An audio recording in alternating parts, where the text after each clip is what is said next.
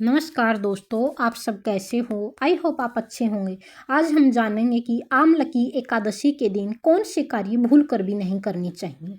तो बहुत समय पहले की बात है, एक शांत और समृद्ध गांव था जिसका नाम आनंदपुर था। उस गांव में धर्म और परंपराओं का बहुत सम्मान किया जाता था। गांव के लोग नियमित रूप से व्रत पूजा करते और भगवान विष्णु की भक्ति करते। उस गांव में गोपाल नाम का एक किसान रहता था। गोपाल मेहनती तो था, लेकिन उसे धार्मिक नियमों की जानकारी नहीं थी। वह अपने काम में इतना व्यस्त रहता कि व्रत और पूजा की बातों को हल्के में लेता। एक दिन गांव के मंदिर में एक संत आए। उन्होंने लोगों को बताया कि कुछ दिनों बाद आमलकी एकादशी आने वाली है। यह दिन भगवान विष्णु को अत्यंत प्रिय है। संत ने कहा, इस दिन व्रत रखने और आंवला वृक्ष की पूजा करने से मनुष्य को महान पुण्य मिलता है।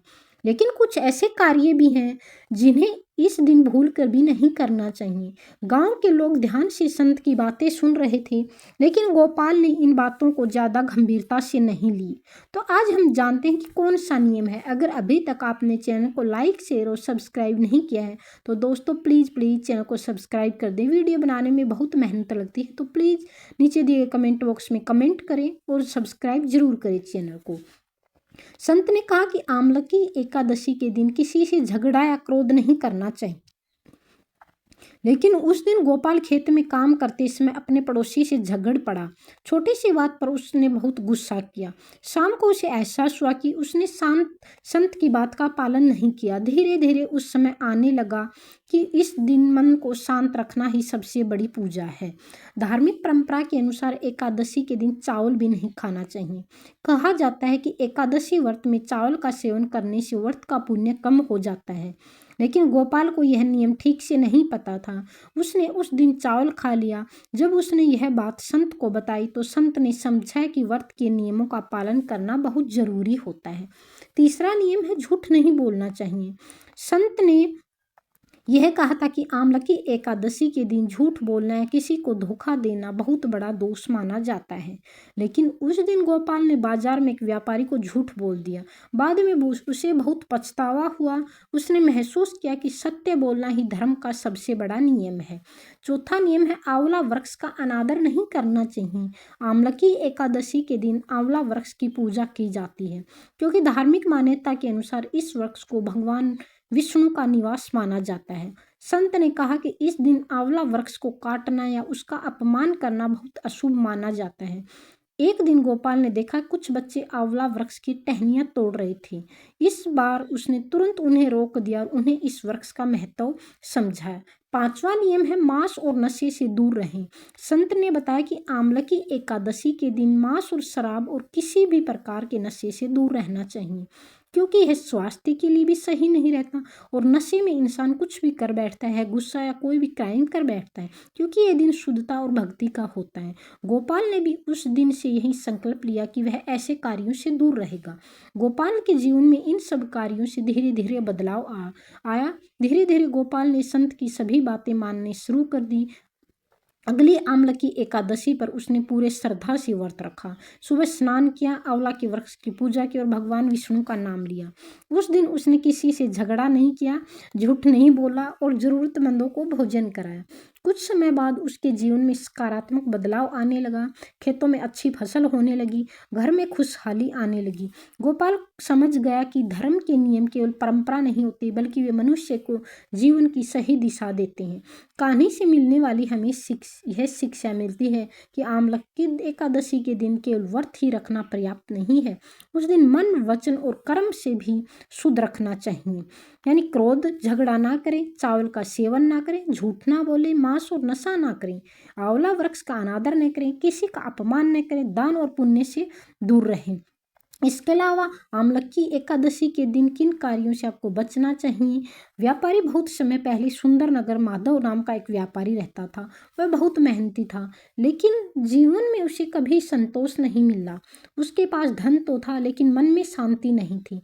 माधव के मन के पड़ोस में एक वृद्ध ब्राह्मण रहती थी। भगवान विष्णु के परम भगत थे। वह हर एकादशी का व्रत रखते और लोगों को धर्म का मार्ग बताते।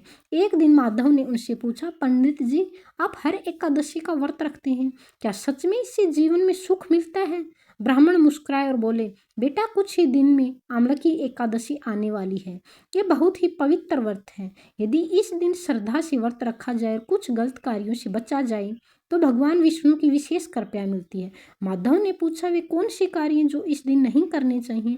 ब्राह्मण ने इसे विस्तार से समझा। क्रोध बिल्कुल भी ना करें। आमलकी एकादशी के दिन क्रोध करना बहुत बड़ा दोष माना जाता है। क्रोध से मन की शांति नष्ट हो जाती है और पूजा का फल भी कम हो जाता है। उस दिन मन को शांत रखना चाहिए और भगवान का स्मरण करना चाहिए। उन्होंने कहा कि इस दिन झूठ बोलना भी बहुत बड़ा पाप माना जाता है। जो व्यक्ति इस दिन सत्य का पालन करता है उसे भगवान विष्णु की विशेष कृपा प्राप्त होती है। ब्राह्मण ने समझाया कि इस दिन किसी गरीब, साधु या ब्राह्मण का अपमान नहीं करना चाहिए। दान और सेवा करने से मन पुण्य बढ़ता है। आमलकी एकादशी के दिन मांस, शराब और तामसिक भोजन से दूर रहना चाहिए। ये सात्विक और भक्ति का होता है। धार्मिक मान्यता के अनुसार एकादशी के दिन चावल का सेवन नहीं करना चाहिए, इसलिए इस दिन फलाहार व्रत का भोजन करना चाहिए। क्योंकि इस दिन आंवला वृक्ष की पूजा की जाती है, इसलिए किसी भी वृक्ष को नुकसान पहुंचाना अशुभ माना जाता है। ब्राह्मण बोले, इस दिन ज़्यादा सोना भी ठीक नहीं है। जितना भी हो सके भगवान का नाम लेना चाहिए। आलस्य त्यागे और अधिक नींद से बचें। माधव का अनुभव हमें यह बताता है कि माधव ने ब्राह्मण की बात के ध्यान से सुनी और तय किया कि वह इस बार आमलकी एकादशी का व्रत पूरी श्रद्धा से करेगा। जब आमलकी एकादशी का दिन आया तो माधव सुबह जल्दी उठा, स्नान किया और भगवान विष्णु की पूजा की। उसने पूरे दिन शांत मन से व्रत रखा और किसी से भी कठोर शब्द नहीं बोले। शाम को उसने आंवला वृक्ष के नीचे दीपक जलाया, भगवान विष्णु का स्मरण किया। उस दिन उसे मन में एक अद्भुत शांति महसूस हुई। धीरे धीरे उसके जीवन में भी बदलाव आने लगा। व्यापार अच्छा चलने लगा और परिवार में खुशियां बढ़ने लगी। माधव को समझ आ गया कि धर्म और संयम से जीवन में सुख और शांति आती है। तो हमें इस कथा से यह शिक्षा मिलती है कि आमलकी एकादशी का व्रत केवल उपवास रखने का नाम नहीं है, बल्कि मन, वाणी, कर्म की शुद्धि का दिन है। यदि इस दिन हम बुरे कार्यों से बचे, भगवान विष्णु का स्मरण करें तो जीवन सकारात्मक परिवर्तन आते हैं। आमलकी एकादशी का दिन भक्ति, संयम, सकारात्मकता का दिन है। इस दिन अच्छे कर्म करने और बुरे कार्यों से बचने से भगवान विष्णु की विशेष कृपा प्राप्त होती है और जीवन में सुख शांति आती है। तो दोस्तों, आपको ये वीडियो कैसी लगी है? अच्छी लगी हो तो प्लीज़, अच्छी लगी या बुरी लगी, कमेंट बॉक्स में कमेंट करके ज़रूर बताएं और बताएं कि मुझे क्या सुधार करना चाहिए, आपको ये वीडियो कैसी लगी। तो दोस्तों, फीडबैक देना ना भूलें। अगर आपको बुरी लगी है तो आप इसको डिसलाइक भी कर सकते हैं। इसके अलावा चैनल को लाइक, शेयर और सब्सक्राइब जरूर करें और ज़्यादा से ज़्यादा दोस्तों को शेयर करें ताकि सभी लोगों को आध्यात्मिक ज्ञान मिल सके और सभी लोग अपने जीवन को सुखमय और समृद्धवान बना सकें और अपने जीवन में ज़्यादा से ज़्यादा पॉजिटिविटी ला सकें। तो ज़्यादा से ज़्यादा मेरे चैनल से जुड़ें और मेरे चैनल को लाइक, शेयर और सब्सक्राइब जरूर करें और नीचे दिए गए कमेंट बॉक्स में हर हर महादेव जरूर लिखें।